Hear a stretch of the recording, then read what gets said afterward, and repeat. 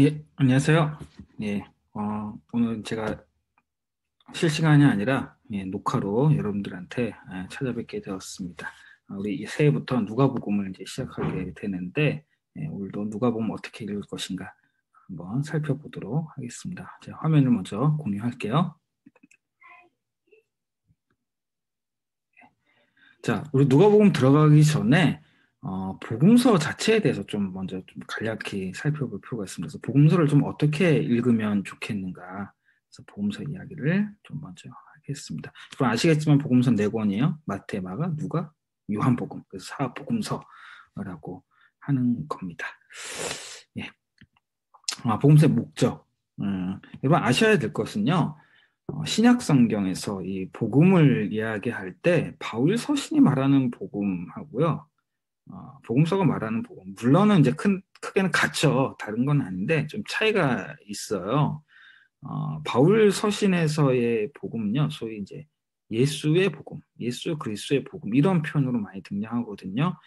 그 얘기는 무슨 뜻이냐? 예수 그리스도에 관한 내용이 복음이라는 거예요. 그럴 때 예수 그리스도에 관한 내용은요. 거의 대부분은 예수 그리스도의 십자가와 부활 사건에 초점 맞춰져 있습니다.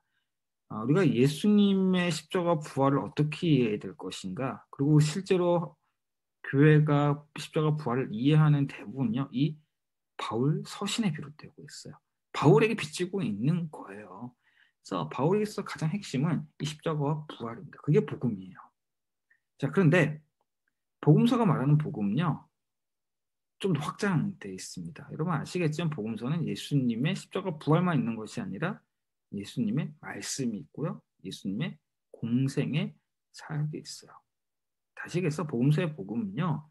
예수님이 말씀하신 것, 그리고 예수님이 활동하시면서 하셨던 사역이 곧 복음이에요. 그러니까 좀 더 폭넓죠.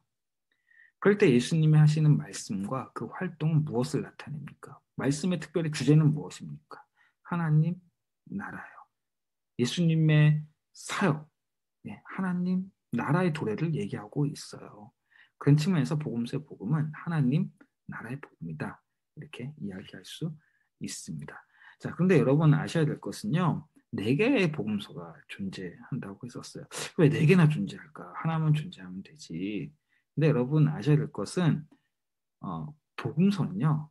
예수에 관한 사실을 역사적으로, 과학적으로, 객관적으로 서술하려고 쓴 책이 아닙니다. 요한복음 21장 25절에 이렇게 얘기해요. 예수께서 행하신 일이 이외에도 많은데 만일 낱낱이 기록된다면 이 세상이라도 이 기록된 책을 두 개 부족할 줄 아노라. 그러니까 예수님의 사역 기록할 건 많지만 다 기록하지 않았다라는 얘기예요. 그러니까 예수님에 관련된 중요한 몇몇 사건과 말씀만 선택했어요. 그리고 이것이 네 개의 복음서마다 서로 달라요. 가령 예를 들어서 물이 포도주가 된 사건. 이거는 어디에 등장합니까? 요한복음에만 등장해요. 그리고 그 가늠한 여자가 붙잡혔잖아요. 그 대신 땅에 글을 쓰신 것도 요한복음에만 등장을 해요. 뭐 우리가 살펴볼 뭐 삭개오 이야기, 또 선한 사마리아인의 비 이거는 또 누가복음에만 등장을 해요. 물론 오병이어 사건이라든지 예수님이 성전에서 난동 피우는 사건, 십자가 부활 사건, 사복음서에 다 등장하긴 하지만 어떤 건 등장하고 어떤 건 등장하지 않는 것이 있다라는 거예요. 각 복음서마다. 그리고요 또한 같은 사건을 좀 달리 기록한 것이 있어요. 달리 표현한 것도 있고요.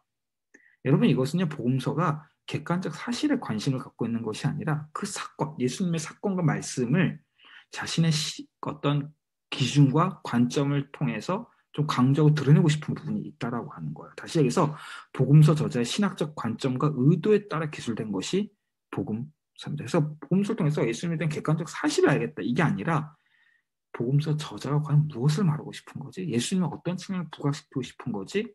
그 신학적인 내용과 관심에 우리는 귀를 기울여야 합니다. 그런 측면에서 여러분 네 권의 복음서가 있다는 건 감사해요. 한 권의 복음서만 있었다면 예수님의 모습이 그거 하나라고 생각했을 거예요. 하나님 나라 복음이 그 하나라고 생각했을 텐데 네 가지가 있기 때문에 네 가지 관점이 존재하기 때문에 복음에 대한 이해, 예수님에 대한 이해가 다양해지기 시작하는 거예요. 종합적이기 시작하는 거예요. 그것은 또한 우리 삶의 다양한 문제에 응답하고 있는 것이 복음서다라고 하는 것입니다. 그래서 네 권이 있는 것은 어려운 거 아니라 감사한 일이다. 이렇게 생각을 하셔야 돼요. 자, 요한복음 20장 21절은요. 복음서의 진짜 목적을 얘기합니다. 오직 이것을 기록하면 너희로 예수께서 하나님의 아들 그리스도이심을 믿게 하려 하며 또 너희를 믿고 그 이름을 힘입어 생명을 얻게 하려 함이니라. 세 가지 복음서 기록 목적이 등장합니다. 첫 번째, 예수께서 하나님의 아들 그리스도이심을 믿게 하는 거예요. 나사렛 예수가 그냥 인간이 아니라 하나님의 아들이구나. 아, 그분이 그리스도이구나 라는 것을 알려주고 싶은 거예요. 이걸 뭐예요? 예수님에 대한 이해예요. 복음서의 첫 번째 목적입니다. 이걸 어려운 말로 이제 기독론 이렇게 얘기하는 거고요. 두 번째, 알면 뭐예요? 알면 이유가 있어야 돼요. 그 뭡니까? 그 이름을 힘입어 생명을 얻는 거예요. 이거 우리는 다른 말로 구원이라고 하는 거예요. 구원에 대한 이해. 예수를 알을 통해서 우리는 구원에 이르르고 자라가야 되는 거예요. 그래서 어려운 말로 이제 구원론 이렇게 하는 거고요.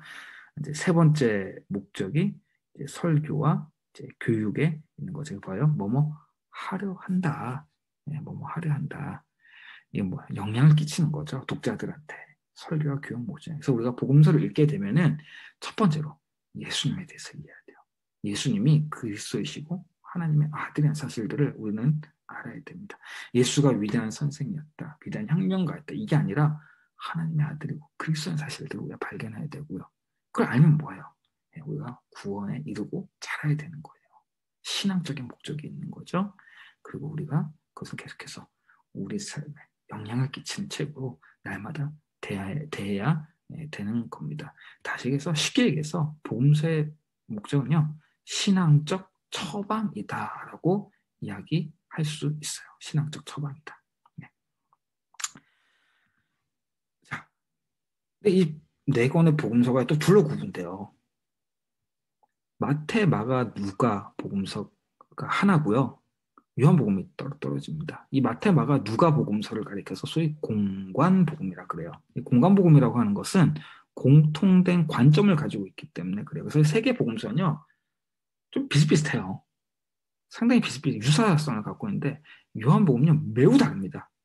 읽으시면 알겠지만 같은 예수님 이야기라도 완전 다르게 기록을 해놓고 있어요. 예.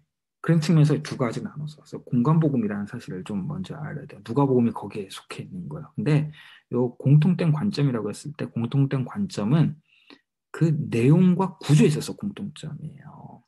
이제 학자들에 따르면 거의 정설로 굳어진 건데 이 세 개의 복음서에서 가장 먼저 쓰여진 것이 마태복음 아닙니다. 예. 마가복음이에요.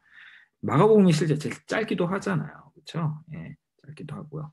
자, 그리고 마태복음과 누가복음은요, 이 마가복음을 대본으로 삼아서 기록한 것으로 알려져 있어요. 물론 이제 아니라고 얘기하는 사람이 있지만 거의 대부분은 이렇게 얘기를 합니다. 그럴 때 이 공간복음은요, 그 내용과 구조가 유사성을 갖고 있다고 그랬잖아요. 이렇게 되어 있어요.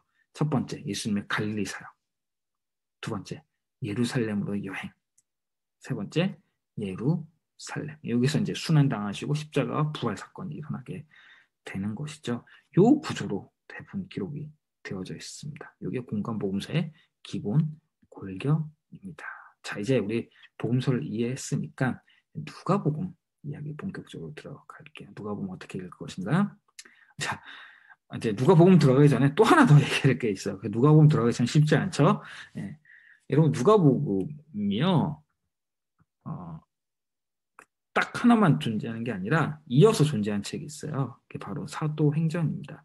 그러니까 누가복음 사도행 구별된 두 책이 아니고요. 사실 하나의 책 2부작이라고 생각하시면 돼요. 1부작이 누가복음, 2부작이 사도행전. 이어지는 책이에요. 그래서 누가복음과 사도행전은 이어서 같이 읽어야 됩니다. 물론 그 사이 요한복음이 껴있긴 하지만 추천하는 것은 누가복음 읽고 사도행전 읽으시는 것을 매우 추천하고요. 이 두 권을 가리켜서 누가 문헌 혹은 아kul자 디크리를 따서 누가 행전 이렇게 얘기하기도 합니다. 자, 이게 같다는 것을 이 증거가 있어요. 자, 누가복음 1장 1절부터 4절을 보게 되면 누구한테 썼는지가 나와 있어요. 데오빌로 가카에게. 이 가카는 이제 로마의 고위 관료를 얘기하는 거예요. 자, 데오빌로 가카에게 쓴 거예요. 근데 사도행전 1장 2절도 뭐라고 돼 있어? 데오빌로요. 같은 이제 이게 독자인 거예요. 예, 데오빌로에게 있었던 측면이 같고요. 사도행전 1장 1절에서 2절 보세요. 내가 먼저 쓴 글이 있다는 거예요. 그 내용이 뭡니까? 무릇 예수께서 행하시며 가르치기를 시작하신부터 그가 택하신 사도들에게 성령으로 명하시고 승천하신 날까지 이를 기억하노라.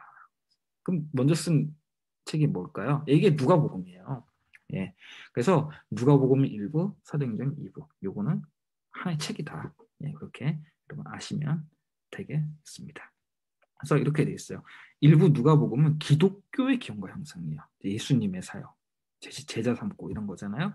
2부 사도행전은 기독교가 형성되고 난 이후 어떻게 활동했는지, 복음이 어떻게 퍼져갔는지, 그리고 그 교회가 어떻게 시작되었는지 기독교의 기원을 밝히고 있어요. 자, 인물은 당연히 누가복음 예수님의 활동이고요. 사도행전은 사도들, 그리고 예수님의 제자들. 네, 초점 맞춰져 있고요. 누가복음은 지리는 아까 갈릴리에서 예루살렘까지 예수님의 이제 여정길을 따라가고요. 사도행전은 그 예수님의 사도들과 제자들 예루살렘에서 로마까지 있잖아요. 바울이 마지막에 로마로 도착하는 걸로 사도행전이 마치는데 제국의 중심부죠. 예, 거기로 이제 지리적으로 이동이 되는 겁니다. 자, 누가를 썼을까? 이레네우스라고 하는 초대 교부가 있습니다. 이 사람 매우 중요한 사람이에요. 왜냐하면 이 신약 성경의 저자가 누군지를 대체 다 이 사람이 다 얘기했어요. 마태복음의 저자는 마태고 마가복음의 저자는 마가다. 그렇게 얘기하는 사람이 이레네우스. 이 사람 때문에 다 그렇게 이제 믿기 시작하는 거예요. 그래서 이레네우스가 이렇게 얘기합니다. 바울의 동역자였던 누가는 자신이 들은 복음을 하나의 책으로 기록하였습니다. 여러분 바울 서신을 보게 되면은 바울의 동역자가 여럿 있는데 그 중에 하나 누가가 있어요. 네, 바로 그 누가가 누가복음을 썼다라고 이레네우스가 얘기해요. 그래서 이것이 이제 사실상 거의 정설로 굳어져가지고 많이 보편적으로 받아들여지고 있습니다. 이제 그런데 또 많은 이제 이외의 신학자가 보니까 성경 자체를 좀 보니까 야, 이게 진짜 바울의 동역자 누가가 썼다고 의문이 드는 지점을 제기했어요. 뭐 이제 여담으로 좀 얘기하지만 중요한 기억 안 하셔도 됩니다. 그러니까 예를 들어서 바울 하면에 제일 중요한 게 의롭다 칭함받는 거예요. 근데 이 하나님의 의라는 말도 등장하지 않아요. 누가복음과 사도행전. 그리고 의롭다 하면 온다. 이 바울 신학이 등장하지 않고요. 두 번째로 바울 서신에서 바울은 자기가 사도라는 것을 의도적으로 강조해요.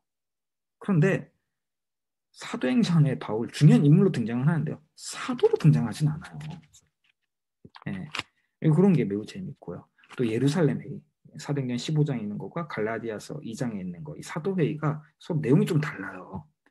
예, 그런 측면에 있어서 뭐 진짜 그렇냐 이런 거 있는데, 근데 사실은요, 이게 진짜 누가가 썼냐 안 썼냐가 누가복음을 이해하는데 별로 중요하지 않아요.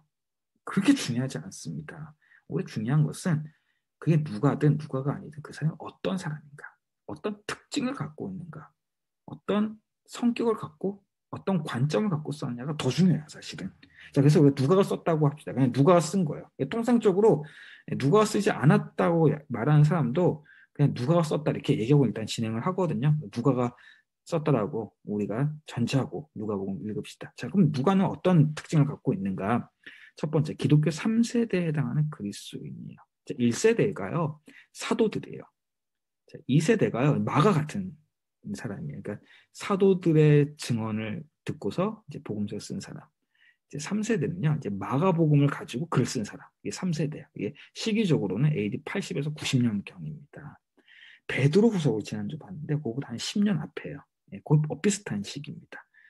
자, 이 누가 복음 1장 1절부터 3절을 보면은 자기가 이 복음서 어떻게 썼는지를 얘기해 주고 있어요. 이렇게 얘기합니다. 근원부터 자세히 미루어 살펴놔도. 그러니까 이 사람은 아주 근원부터 자세히 살폈었어요.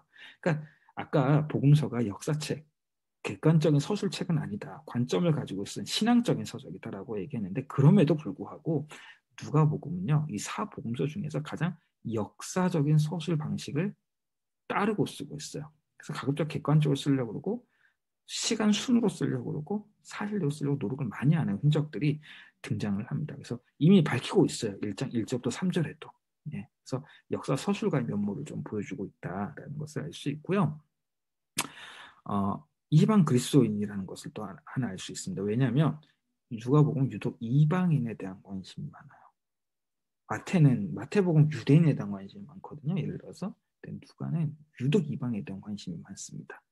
자, 그다음에 팔레스타인 지리, 예수님이 활동했던 지역에 대한 지리에 대한 그 익숙치가 않은 흔적들이 많이 등장하고요. 유대인들이 흔히 사용하지 않는 지리적 표현을 사용해요. 예, 그런 측면에 있어서 이방 그리스도인이었을 것이다 라고 추정을 하고요. 세 번째로는 교양인층이라고 보여주고 있습니다. 왜냐하면 아까 데오빌로 각하에게 썼다 했잖아요. 로마의 고위 관료예요. 아무나 그 사람하고 대화하는 거 아니거든요. 그런 측면에 있어서 이 사람은 교양인이었을 것이다. 그런 그리스도인이었을 것이다. 또 누가복음을 잘 보면은 이제 원문을 보면은 고급스러운 어휘가 많이 등장합니다. 다른 복음서에 비해서. 그래서 교양인들이 주로 썼을 언어들도 많이 등장을 해요. 그래서 이 사람은 좀 배운 교양인층이다. 그래서 역사 서술가다운 면모도 이렇게 보여주고 있는데요. 그렇다고 해가지고 교양인 친화적인 복음서냐 그런 건 아니고요. 나중에 얘기하겠지만 오히려 그들에게 경각심을 일깨워주고 있어요. 너네 그러면 안 돼. 이런 얘기를 하고 싶은 것이 누가는 이런 특징을 갖고 있다. 여기에 복음서에 그대로 반영이 되어 있습니다. 자, 누가 문헌의 삶의 자리. 그러니까 누가복음이 쓰였을 당시의 정황을 좀 보자라는 거예요. 그러니까 당시 교회가 갖고 있었던 문제가 무엇이었느냐. 그게 누가복음에 반영이 되어 있거든요. 자, 아까도 얘기했지만 기독교 3세대 AD 90년경의 상황을 반영을 합니다. 아까 베드로후서도 그때쯤인데요. 비슷한 문제를 갖고 있었어요. 뭐냐? 임박한 재림 기대 문제. 베드로후서는 전적으로 이걸 가지고 쓴 책인데요. 누가복음도 그게 반영이 되어 있습니다. 그러니까 사도들이 활동할 당시, 바울이 활동할 당시만 해도요. 바울 서신에도 재림은 임박할 것이었었어요. 근데 사도들이 죽고 난 이후에는요. 재림이 오지 않는 거예요. 이거 어떻게 해야 되지? 당황스러워요. 그래서 이 재림의 문제를 해결하는 것이 굉장히 중요한데요. 베드로후서도 그것에 대한 응답을 하지만 누가복음과 사도행전 그 응답을 해요. 그래서 재림이 오긴 와요. 그건 매우 확실한 거예요. 오는데 지금 급히 임박하게 온다라는 개념을 굳이 상쇄시킵니다. 이게 복음서 보게 되면 여러 표현들이 많이 등장해요. 제가 오늘 거론하지는 않겠지만 임박해 오지 않아요. 더 중요한 것은 무엇이냐? 이미 하나님 나라는 도래했고요. 이미 도래한 하나님 나라를 어떻게 선포하는지, 어떻게 전해지는지 이게 더 중요해요. 예수님 다시 오실 때까지 그 일을 하는 것이 더 중요한 거예요. 그래서 사도행전이 그래서 등장하는 거기도 하고요. 그 누가복음 마지막에 예수님이 승천하시면서 제자들에게 사명을 맡기기도 하거든요. 그런 것들이 다 등장하는 이유가 거기에 있는 겁니다. 두 번째 문제는요. 당시에 교회가 어느 정도 좀 안정권에 물론 그렇다고 되게 안정권이 아니고요. 이제 규모와 조직을 갖추기 시작하고 다양한 사람들이 들어오기 시작하는데 그러다 보니까 갈등의 문제가 생겨요. 근데 특별히 갈등 중에 가장 심각한 것은요. 빈부격차 문제였었어요. 네, 빈부격차 문제입니다. 교회 안에 실제로 이때 당시가 되면 그런 문제가 종종 등장을 해요. 이 누가복음은요. 그래서 이 가난과 부의 문제, 빈부격차 문제, 재물의 문제에 대한 관심이 굉장히 많이 등장해요. 세 번째, 교회와 국가의 관계. 아까 데오빌로 각하에게 썼다라고 했잖아요. 로마 고위 관료가 왜 썼을까요? 그러니까 바울이 활동할 당시만 해도요. 기독교와 유대교의 갈등이 매우 중요한 문제였었어요. 이걸 해결하는 게 관건이었었는데 바울이 죽고 난 이후, 사도들이 죽고 난 이후에는 그게 이제 중요한 문제가 아니고요. 이때쯤 되면 일단락이 됩니다. 로마 제국이 기독교를 좋게 보지 않는 거예요. 실제로 이제 이때 이후에 한 10년만 지나면 박해 시기가 막 도래하거든요. 물론 이제 바울이 순교당할 때만 해도 박해가 이미 있었지만 그건 조직적이진 않았어요. 어쨌든 이제 점차 이제 요 기운이 드러나고 있었을 때 왜 데오빌로 각하 로마 고위 관력에 썼느냐? 기독교는 로마 제국에 위협이 되는 종교가 아니다라는 것을 알려주고 싶은 거예요. 대표적으로 예를 들어서 그 빌라도 예수님을 죽게 한 빌라도 같은 경우에 예수님이 무죄다는 얘기를 무려 3번에 걸쳐서 합니다. 사도행전 2장의 로마 백부장 고넬료의 회심 뭐 이런 거 있고요. 뭐 로마 백부장 누가복음에도 매우 우호적으로 기록이 되어 있거든요. 그래서 로마 제국에 대해서 매우 우호적으로 기술되어 있는 책입니다. 그래서 우리는 유해한 종교가 아니라 무해한 종교다. 올해 옛날부터 이미 이전부터 예수님 당시부터 바울이 활동할 당시에도, 베드로가 활동할 당시에도 우리는 로마 제국과 좋은 관계를 맺었어라는 것을 알려주고 싶은 측면이 있습니다. 자, 그 네 번째 거짓 가르침. 사도행전 보면 이제 그 거짓 가르침을 줬던 시몬 이런 사람 등장하거든요. 사도행전이 요 부분에 좀 더 밀접하게 연관되어 있는데 이 거짓 가르침에 대응하기 위해 쓴 것이 이 누가 문헌이다, 누가 행전이다 이렇게 할 수 있습니다. 자, 누가복음의 짜임새, 본격적 누가복음 안으로만 이제 들어가도록 하겠습니다. 아까 공간복음 구조, 공통된 관점이 있다 했는데요. 크게 이제 이렇게 되어 있었죠. 갈릴리, 예루살렘으로 여행, 예루살렘. 요게 이제 기본 구조예요. 마가복음이 딱 이렇게 돼 있어요. 요것만 딱 담고 있어요. 여러분 갈릴리 6개월 돼 있어요. 이거 아셔야 될 게 있는데요. 예수님이 공생에 3년 살겠다고 했잖아요. 그럼 마태, 마가, 누가는 그 근거가 없어요. 그건 전적으로 요한복음이 얘기하는 거예요. 요한복음. 3년 했다 이런 얘기 아니라 요한복음 보면은 예수님이 6월절에 3번 예루살렘을 가세요. 그러니까 3번 큰 명절에 갔으니까 이게 한 해 한 번 있는 거잖아요. 예. 그래서 3년이다. 그렇게 추산을 하는 거지. 공간복음에 따르면 예수님의 사역은요 1년이 채 안 돼요.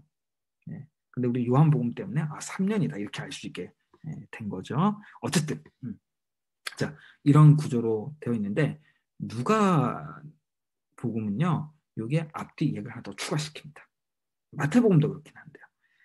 소위 예수님의 태어났을 때와 요건 마태복음도 기록을 하고 있지만 예수님의 유년 시절 12살경 유년 시절을 기록하고 있는 것이 누가복음이야.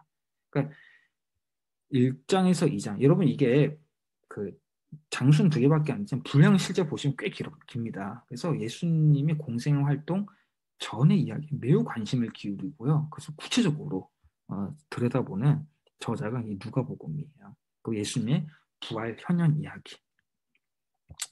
그래서 여러분 아셔야 될 게 예수님의 출생과 유년기를 다룬 전 역사, 이걸 전 역사라 그래요. 공생활동 전을. 그것을 다루고 있다는 점이 재미있고요. 이게 아주 중요한 신학적 주제도 많이 등장을 합니다. 그 다음에 더 중요한 게 있어요. 사실은 이 여행이에요. 갈릴리에서 예루살렘으로 여행하는 거. 이게요 확 늘어납니다. 마가복음, 마태복음에 비해서 이 여행하시는 장면이 매우 늘어나 있어요. 늘어나면서 거기 뭘 추가시키냐면 예수님의 말씀, 가르침, 설교를 거기에 대거 넣어버려요. 마태복음도 예수님 설교 많이 등장하는데요. 마태복음의 예수님의 설교는 5단락으로 뚜렷하게 구분해서 흩어놓았어요.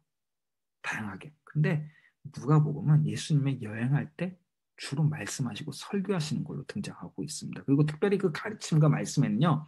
재물, 가난과 부의 문제에 대해서 집중적으로 얘기를 하세요. 집중적으로.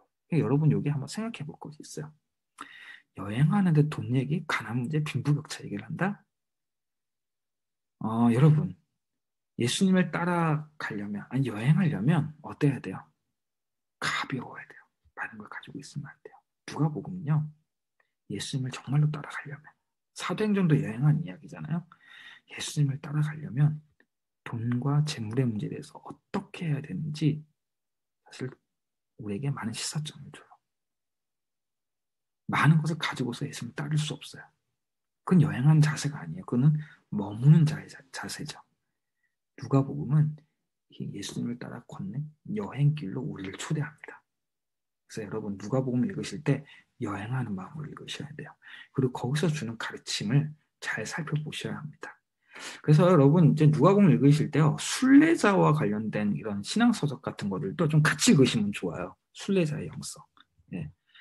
왜 누가복음은 이 여행에 이렇게 관심이 많은가? 그 거기에 그렇게 설교와 가르침을 잔뜩 넣어놨는가? 그것이 또 가르침이 왜 재물과 부의 문제인가? 가난의 문제인가? 여러분 이 관심을 가지시고 누가복음을 묵상하시길 바라겠어요. 자, 예수 부활 현현 이야기에는 엠마오의 두 제자 이야기, 이건 누가복음에만 등장하는 겁니다. 40일을 계신 후 승천하신 이것도 누가복음. 예수님이 40일을 부활하시고 40일 계셨다는 것도 누가복음에만 등장하는 거예요. 그래서 이런 이야기가 누가복음에 담겨져 있습니다. 자, 누가복음에 주요 특징만 이제 말씀드리고 마칠게요. 아까 얘기했지만 가난한 자들의 복음이요. 레미제라블 불쌍한 자들의 복음이다라고 얘기를 합니다. 여기에서 이제 누가복음의 주제 구절을 만나게 됩니다. 이 주제 구절이에요. 누가복음 핵심 구절입니다. 예. 누가복음 4장 18절에서 21절 주의 성령이 내게 임하셨으니 이는 가난한 자에게 복음을 전하게 하시려고 내게 기름을 부으시고 나를 보내서 포로된 자에게 자유를 눈먼 자에게 다시 보게 함을 전파하며 눌린 자를 자유롭게 하고 주의 은혜를 전파하게 하려 하심이라 하였더라. 책을 덮어 그 맡은 자에게 주시고 앉으시니 회당에 있는 자들 다 주목하여 보더라. 이에 예수께서 그들에게 말씀하시되 이 글이 오늘 너희 귀에 응하였느니라 하시니 예수님이 왜 오셨대요? 가난한 자에게 복음 전하려고요. 여기 밑에 있는 포로된 자, 눈먼 자, 여기 다요. 사회 경제적으로 하층민을 소외되는 사람들을 얘기하는 거예요. 예수님 오신 이유가 이들을 위해서다라고 꼭 집어서 얘기하는 겁니다. 그리고 그것이 오늘날 응하였대요. 이게 누가복음의 관심사고 주 주제입니다. 네. 누가복음이 그래서 가난한 자들에 대한 또 가난한 자에 관심 이런 것도 있어요. 여러분 그 예수님의 팔복 누가 마태복음 5장에 등장한 팔복 처음에 뭡니까? 심령이 가난한 자는 복이 있나니요. 근데 이 팔복이요 누가복음에도 사실은 등장을 해요. 누가복음은요 심령이 가난한 자는 복이 있다가 아니에요. 너희 가난한 자는 복이 있나니요. 그러니까 진짜 그냥 마음이 가난한 자가 아니라 진짜 사회 경제적으로 가난한 자가 복이 있다라는 거예요. 그 정도로 이 가난에 대한 관심이 매우 노골적인 책이 이 누가 복음입니다. 그들을 꼭 집어서 너희들을 위해서 내가 이 땅에 왔다라고 얘기하는 겁니다. 자, 두 번째 여성들의 복음입니다. 이 누가 복음은요 의도적으로 남성과 여성을 짝을 지어 잘 대응을 시켜놔요. 균등하게. 당시 여성은 그렇게 관심받지 못한 천대받는 존재였는데 여성은 남성에 걸맞는 위치를 차지하는 존재로 기록을 합니다. 예를 들어서 세례 요한의 부모님이 사가랴와 엘리사벳도 매우 큰 분량으로 등장하고요. 요셉과 마리아, 여기는 마리아가 더 크게 등장해요. 특별히 마리아의 찬가, 얼마나 중요한, 누가복음이 매우 중요한, 아까 봤던 누가복음 4장에 못지않은 신학적 주제를 담고 있는 게 마리아의 찬가예요. 네. 그다음에 시므온과 안나, 예수님이 세례 받으러 가실 때, 할례 받으러 가실 때 아기 예수님이 그때 시므온과 안나가 등장을 하죠. 사렙다 가부와 나만 장군 이야기가 등장하고요. 그 열왕기 상인 이야기가 이제 언급되는 거죠. 가버나움의 백부장과 나인성 과부, 바리새인 시몬과 죄인 여자, 겨자씨 가진 남자, 누르고 가진 여자. 그래서 남자 여자 이렇게 짝을 이루면서 등장을 해서 여자 남녀 평등을 이루고 있는 책이 누가복음. 그래서 누가복음은요 이 여성에 대한 관심이 매우 많습니다. 그리고 또 높이기도 해요. 그래서 가난한 자 여성 다 하층민이고 관심받지 못한 자들거든요. 이들을 향한 복음이다라고 하시면 됩니다. 사마리아인에 대한 호의적 관심이에요. 누가복음은요 사마리아에 대한 관심이 매우 많습니다. 호의적이야. 물론 이게 요한복음도 그렇긴 해요. 근데 누가복음이 좀 더 우리가 받아들이기 쉽게 이게 좀 더 등장을 합니다. 대표적인 게 사마리아 동네에 있었던 야고보와 요한의 대화예요. 근데 야고보와 요한이 사마리아 사람들에 대해서 별로 안 좋게 좀 얘기하는데 그때 예수님이 변호하시는 듯한 장면이 등장하고요. 매우 유명한 거 선한 사마리아인의 비유. 너무 유명한 이야기죠. 그게 누가복음에 등장하는 거예요, 여러분. 지금 옆에 있는 그림이 반고흐의 선한 사마리아인 그 그림이거든요. 누가복음의 대표적인 내용입니다. 그다음에 10명의 문둥병자에게 10명의 문둥병자 중에 고침받는데 나중에 감사하다고 돌아온 사람이 누굽니까? 사마리아 사람이에요. 이 사마리아인에 대한 호적인 관심이 있는 책이 누가복음입니다. 자, 다음 이방인에 대한 관심이 있어요. 그러니까 이방인 그리스도인이었을 것이다 라고 하는 게 이 이방인에 대한 관심 때문에 그렇습니다. 대표적인 게 족보예요. 예수님의 족보. 예수님의 족보는 마태복음 1장에도 등장을 합니다. 근데 누가복음도 등장을 해요. 그 족보가. 근데 이 기술 방식이 좀 달라요. 족보 기술 방식은. 마태복음의 족보는요. 위에서 아래로 해요. 조상으로부터 예수님에게라면은 이게 이제 유대인의 그 족보 기술 방식이고요. 누가복음의 예수님의 족보 기술 방식은 반대예요. 예수님으로부터 조상으로 거슬러 올라가는 거예요. 이게 이제 소위 이방인들의 족보 기술 방식이거든요. 한데 이 족보의 그 조상, 끝에 있는 조상이 누구냐가 되게 중요합니다. 이게 차이가 있어요. 마태복음과 누가복음의 차이가. 이렇게 되어 있습니다. 자, 먼저 마태복음을 보실게요. 마태복음 1장 1절에 이렇게 시작합니다. 아브라함과 다윗의 자손 예수 그리스도의 계보라. 누구부터 시작하냐면 유대인의 조상이었던 아브라함부터 족보가 시작해서 예수님에게로 옵니다. 근데 누가 보면 달라. 이제 거꾸로 올라간다 그랬잖아. 조상으로 올라가는데 마지막에 이렇게 돼 있어요. 그 위는 아담이요. 그 위는 하나님이신다. 여러분 아담은 누굽니까? 이건 유대인의 조상이 아니라 온 인류의 조상이에요. 그 예수님은 온 인류의 조상에서 나온 사람 분이다. 근데 또 그 위엔 누가 있어요? 하나님이시래요. 무엇입니까? 온 인류의 조상 아담에게서 나온 모든 사람, 일상에 존재하는 모든 사람, 또 누구의 자손이라는 거요? 하나님의 자손이에요. 그러니까 하나님의 관심은 당연히 유대인에게만 있는 것이 아니라 이방인에게 있을 수밖에 없는 것이죠. 그리고 아까 얘기했던 백부장에 대한 관심, 호의적인 태도, 이런 것들이 이방에 대한 관심을 잘 보여주고 있습니다. 그럼 그렇다고 해가지고 마태복음이 이방에 대한 관심이 없냐? 그건 아니에요. 뭐 동방박사야기 마태복음에 있잖아요. 이방에 대한 관심이 있긴 있어요. 근데 누가복음은 그게 아주 더 노골적으로 등장하는 책이다라고 할 수 있습니다. 그래서 누가복음은요 아주 인류 보편적인 적용될 수 있는 그런 책이에요. 다섯 번째 특징은 기도와 노래입니다. 누가복음에 등장한 예수님은요, 기도하시는 분으로 등장해요. 사실 하나님의 아들이기 때문에 기도할 필요 없거든요. 근데 애써 기도하는 분으로 묘사가 많이 되고 있어요. 예수님이 세례 받으실 때, 문둥병자 고치실 때, 12제자를 선택하실 때, 베드로가 신앙 고백할 때, 변화산 사건에서 주기도문, 마태복음뿐만 아니라 누가복음도 주기도문 등장합니다. 겟세마네 동산에서 심지어 예수님 십자가에서도 2번이나 기도하세요. 또 기도에 관한 비유가 많이 등장합니다. 그래서 누가복음은요 기도에 대한 책이다. 그래서 예수님이 기도했으니까 하나님의 아들도 기도했으니까 우리도 기도해야 돼라고 알려주는 책이고요. 노래 많이 등장합니다. 아까 예수님이 태어났을 때 그때 노래가 집중적으로 등장을 해요. 우리 성탄절 때 많이 얘기하는 거. 하늘의 영광이요 땅에서는 하나님이 기뻐하시는 사람들 중에 평화로다. 이게 누가복음 천사들이 목자에게 주는 노래예요. 예수님의 탄생을 알리는. 두 번째 사가랴의 축복송. 세례 요한의 아버지의 그 축복송 노래 등장하고요. 제일 중요한 거 마리아의 찬가. 누가복음 1장에 등장하는 거.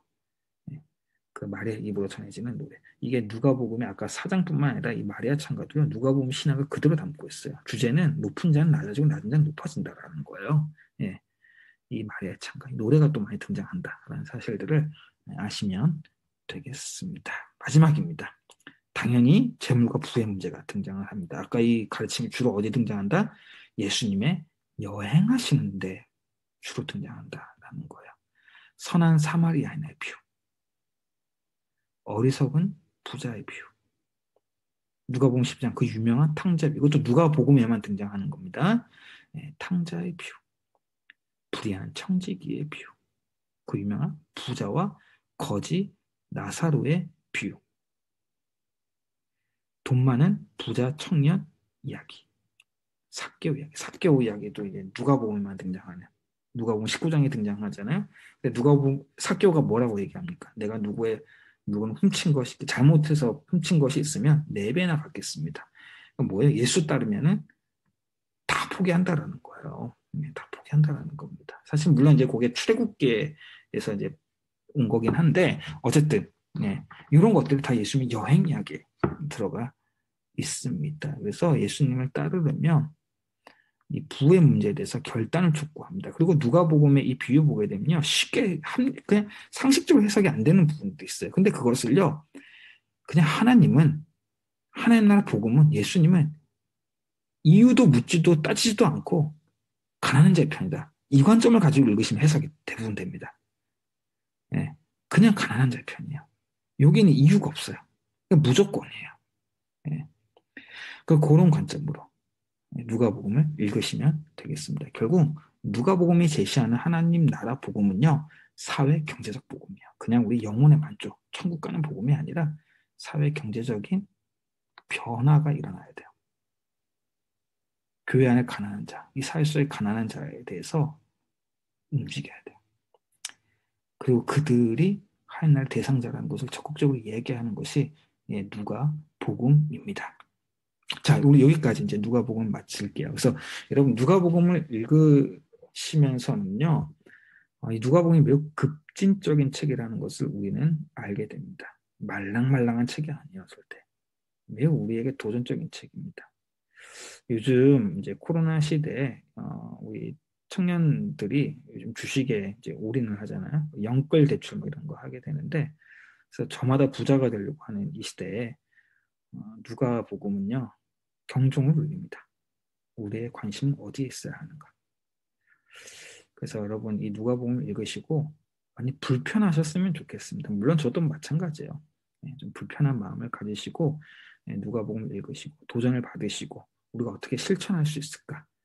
그냥 내 영혼에 대한 실천이 아니라 내 신앙생활에 대한 실천이 아니라 내 주변의 이웃들에게 교회 안에 소외된 자들에게 우리 사회에 소외된 자들 가난한 사람, 이주 노동자, 다문화 가정의 여성들 그다음에 계약직 청년들 이런 사람들에게 우리는 어떻게 다가가고 얘기할 수 있을까? 이런 고민들 하시면서 누가복음을 읽으시길 바라겠습니다. 예, 이상 마치겠습니다. 감사합니다.